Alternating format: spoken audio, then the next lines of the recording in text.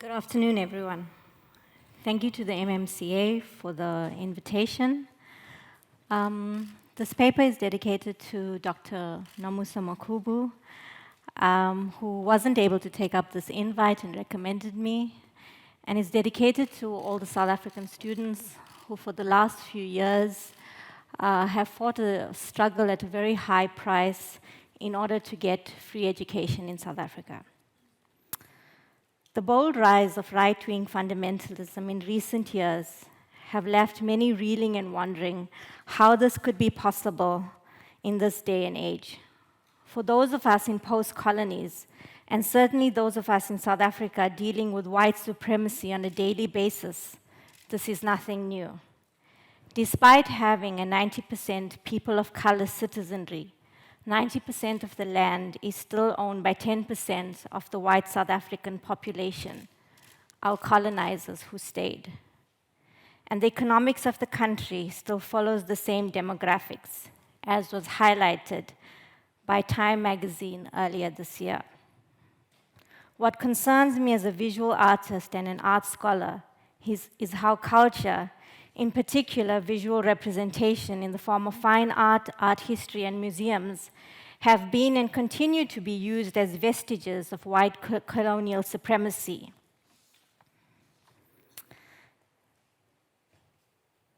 White supremacy has not only been given legitimacy by fake news and Twitter, but long before that by colonially racist white supremacist forums called museums, who do not believe that Africans make art or who can take care of their art, so that when Trump calls Africa shithole countries, it is merely a popular sentiment of a long-held belief by civilized society, which today has become civil society.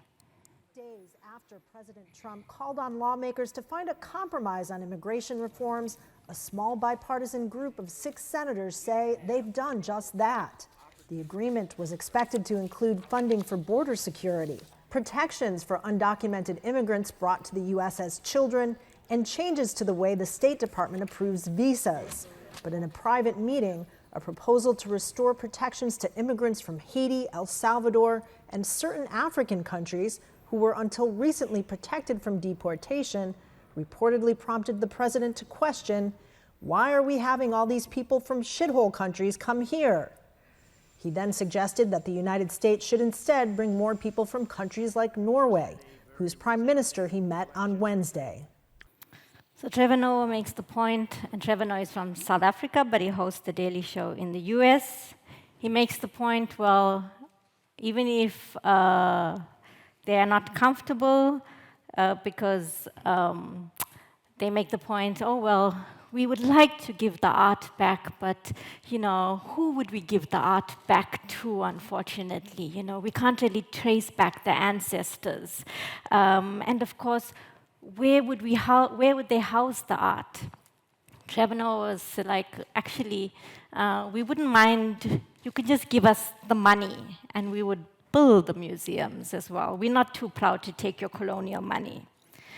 So for someone like myself from Africa, when there are macro arguments being held about whether African art should be returned to Africa, the struggle against definition, self versus other, art versus craft, subject versus object, colonizer versus colonized, these are still very tangible arguments. In South Africa, for the last 25 years, the struggle with the elitism of the white colonial art field and its established control over all museums, galleries, educational spaces, curricula is ongoing.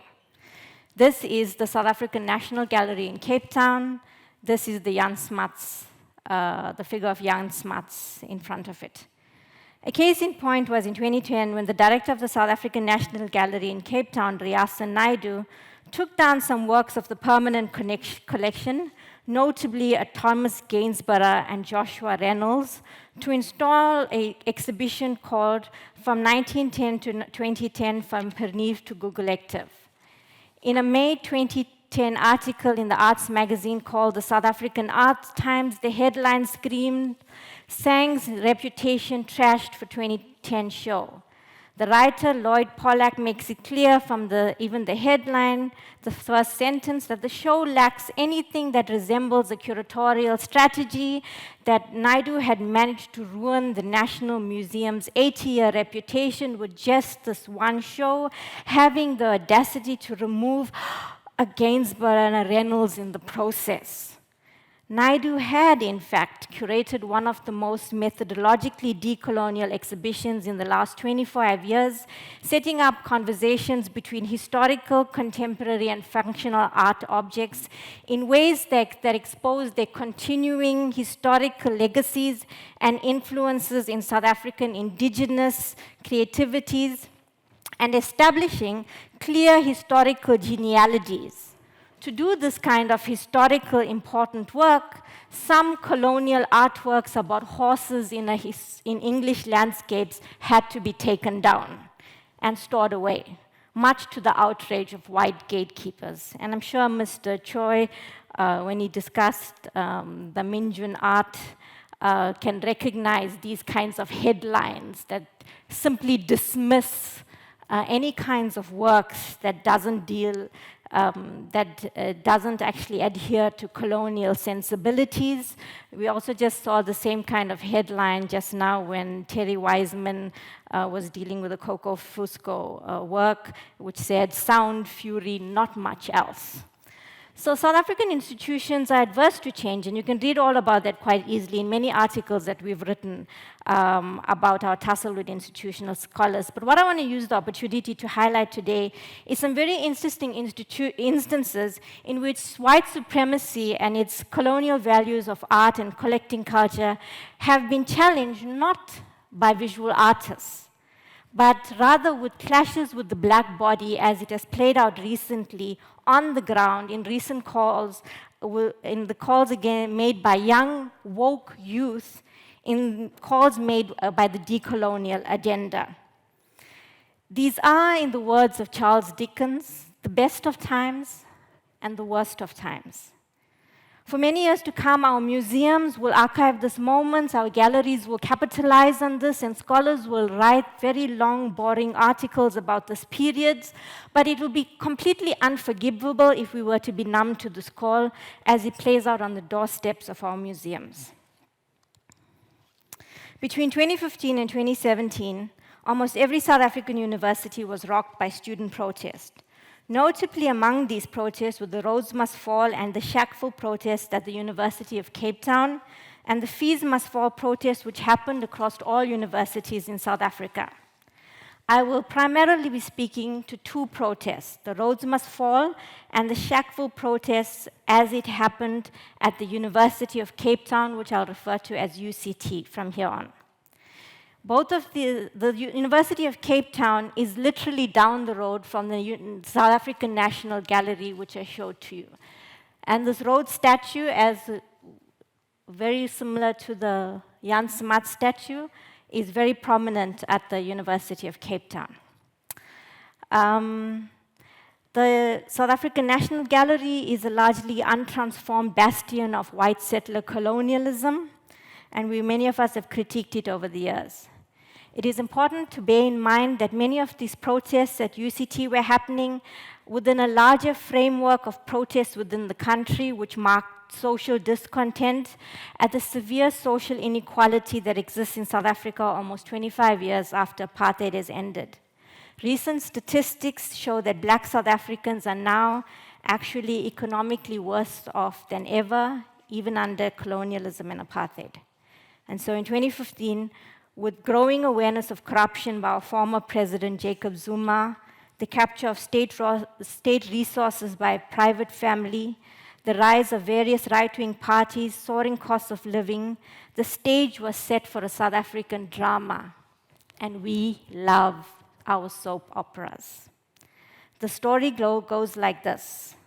A black student transported a bucket of feces from the roadside from his township of Khayelitsha to the pristine UCT campus, which is one of the most elite universities in South Africa, and threw the feces on the prominent statue of Cecil John Rhodes.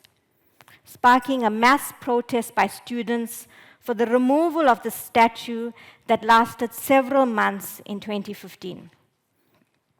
Views on the symbolic act from the beginning were incredibly polarized. How could someone throw shit on a statue?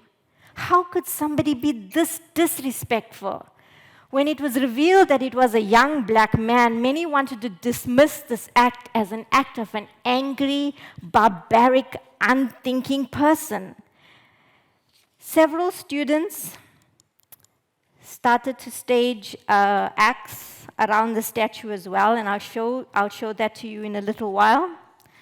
But when the protest grew, it became more and more racially and class inclusive. And in late 2015, the Rhodes statue was removed from its pedestal, supposedly to be placed out of sight in a museum somewhere.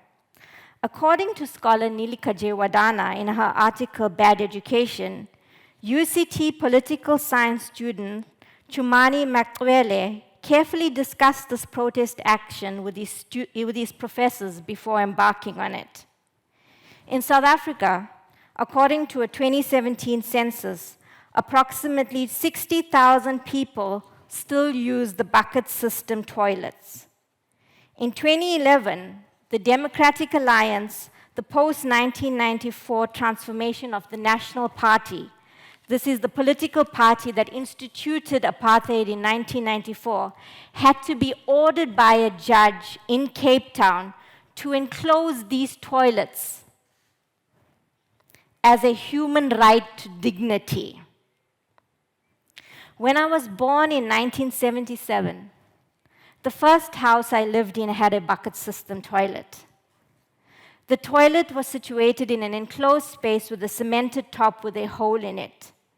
In those days, we didn't have lights but a paraffin lamp that we carried to the toilet. We didn't go to the toilet in the night, but used a chamber pot in the house during the night because I was too terrified of the space.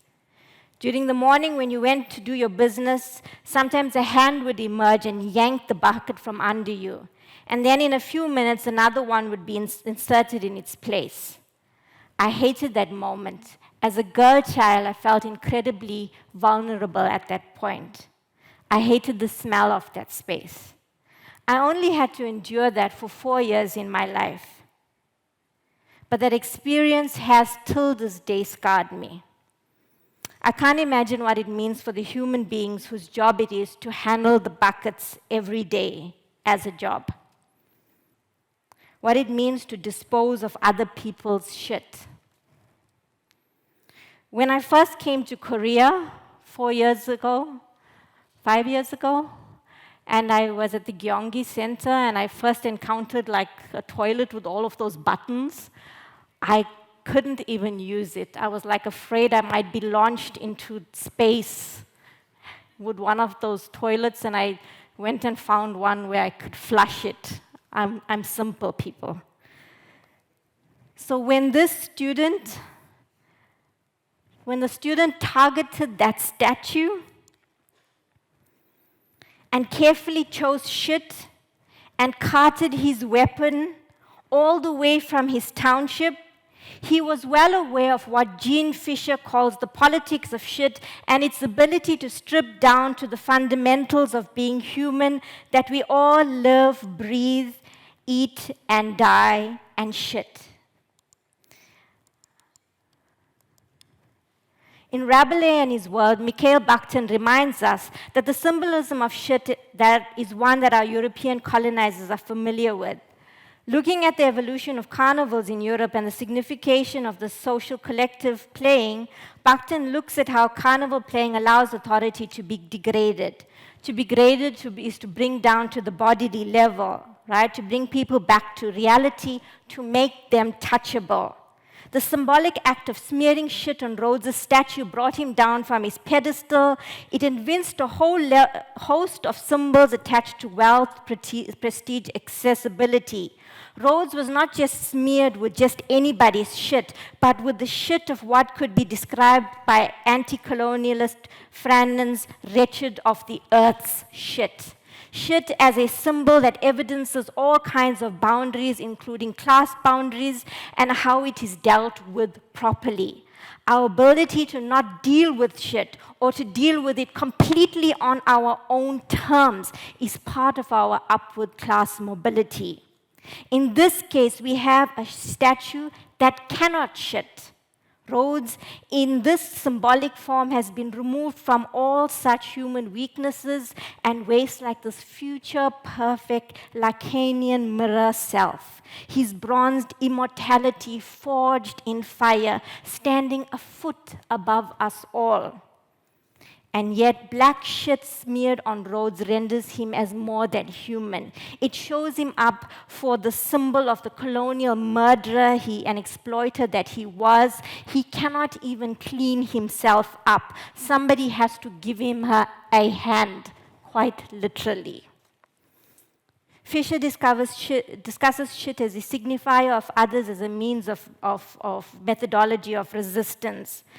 And so we can regard this act of shit smearing, and we can regard the student as a modern-day trickster figure, an agent provocateur. And what is interesting about this trickster is how he revealed all these liberal white scholars and all their statements that was made about black students in the process, right? So there was a whole lot of statements that was made by white academics, white scholars, white artists about the students. So all these different statements. So these are some of the artworks that were made. I want to come back to those.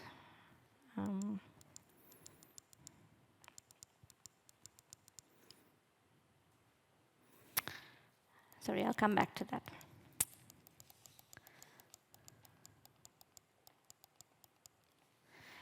So these kinds of statements that talk about the fact that they start to talk about how seamlessly the South African discourse has shifted. Then one settler, one bullet. They talk about the fact that an ethnic cleansing is now coming to South Africa. So the scholars start saying, actually, Cecil John Rhodes at UCT campus should not matter. Leave the statue alone. Just let it be, right? When scholars of color pointed out that actually across the world, when oppressors were actually toppled, that actually the statues were equally toppled. In the case of Hitler, in the case of Mussolini. So why is it in South Africa we are still accosted by all these statues of our oppressors? Then suddenly it became about, oh no, actually the minority histories are being actually minorities' histories are being erased. Then the argument became, well, actually, maybe we should actually create a museum and put all these statues in a museum. And then we pointed out, but actually all our museums are actually colonial museums. And then it went, but actually what you're doing is then suppressing freedom of expression. And that is, we're always back to this argument of freedom of expression. So, and a few months later, the question of freedom of oppression came up again in regard to another incident that arose on campus. This time, it was a student protest called Fees Must Fall, which engulfed the whole of South Africa as students took up the call for free education. The average salary in South Africa is 2,500 rands, but student education is 40,000 rands a year.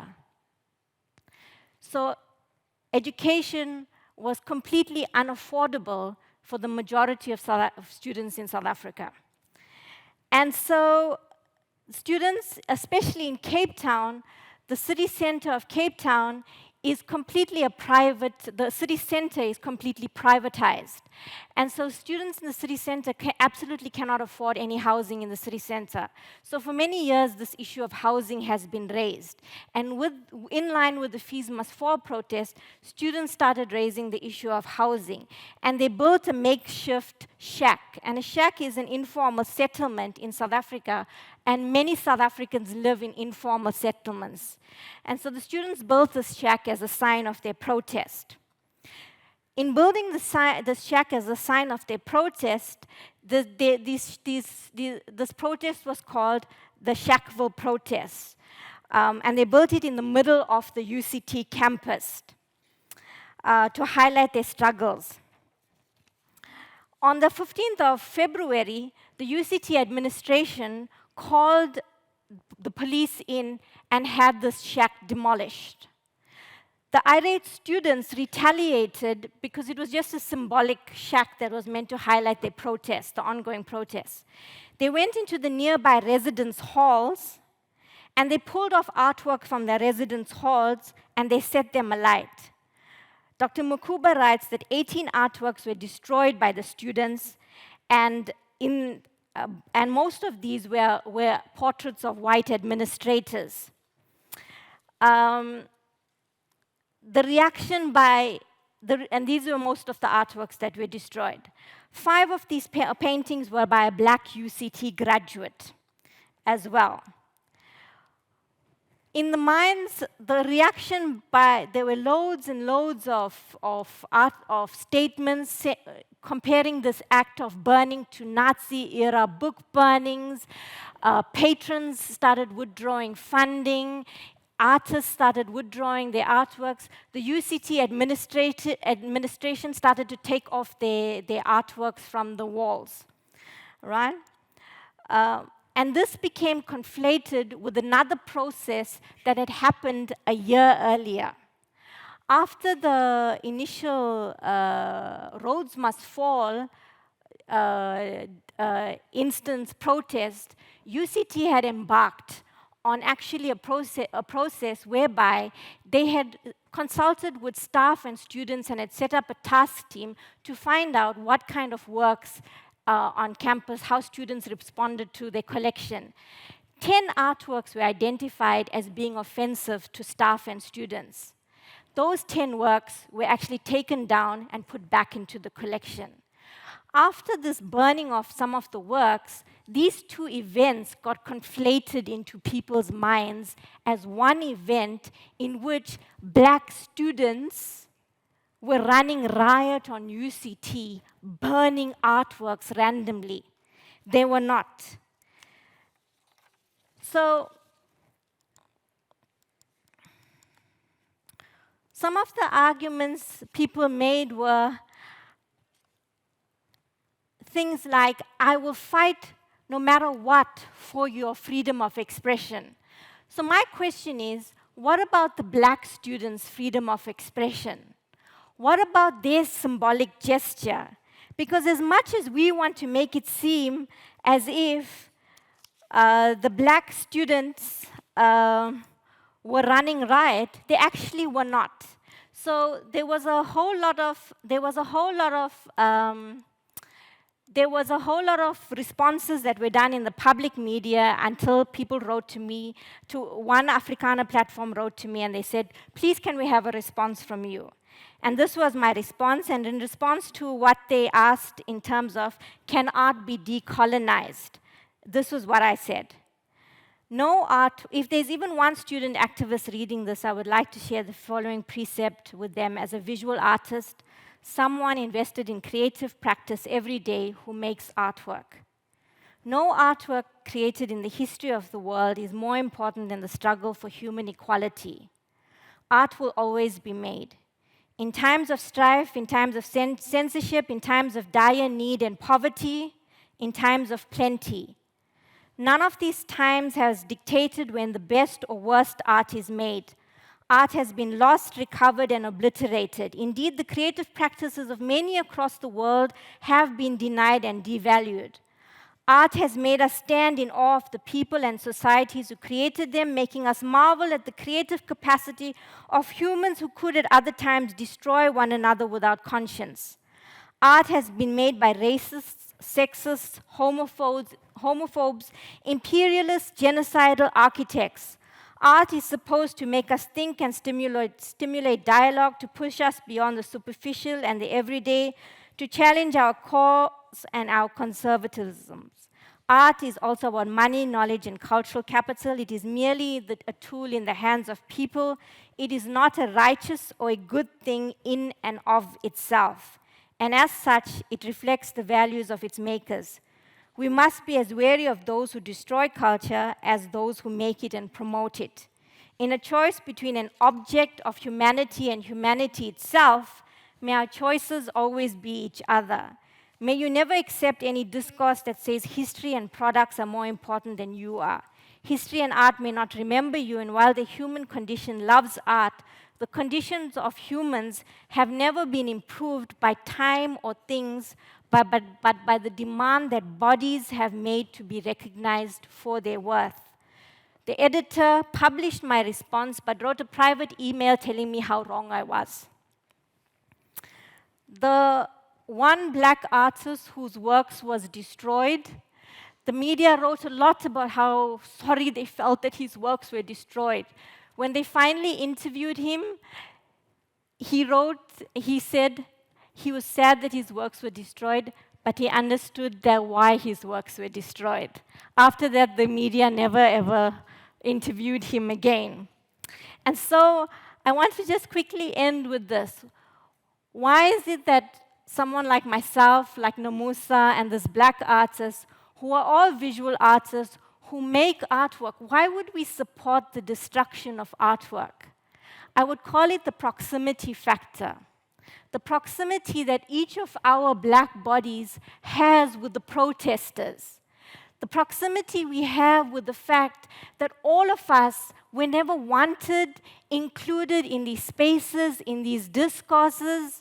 The proximity of what it means to be excluded from these discourses.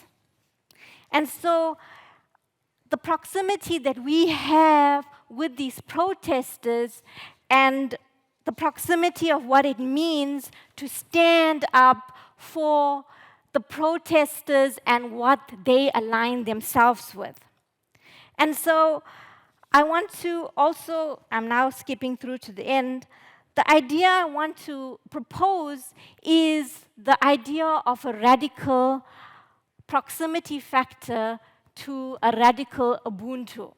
Ubuntu, which Viv already proposed to you, is the idea of the African concept of I am because we are. And this African concept emanates from a location in the absolute, unapologetic, indigenous South African history that is the seedbed for all humanity. I am because we are.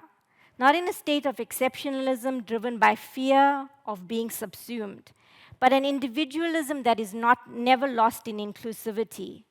I am because we are. What if our art, if our museums, our representation, our representation of ourselves were driven by our radical Ubuntu philosophy of I am because we are? A few years ago, I visited the Liam Samsung Museum of Art here in Seoul. I remember seeing the moonja and the respect with which you treat traditional objects that are displayed. I walked around with tears in my eyes because I wondered about the day we would have that kind of monies and investors who would build a museum like that for our objects and histories. Because in South Africa, we have those kinds of objects, we have those kinds of knowledge, and we have those kinds of histories. We just don't have the kinds of investments. The few gains we have made have been hard-won struggles, but they've been made out of fear. The fear of proximity, that the struggles that are happening outside on the door might enter into the museum, but nothing down out of sincerity.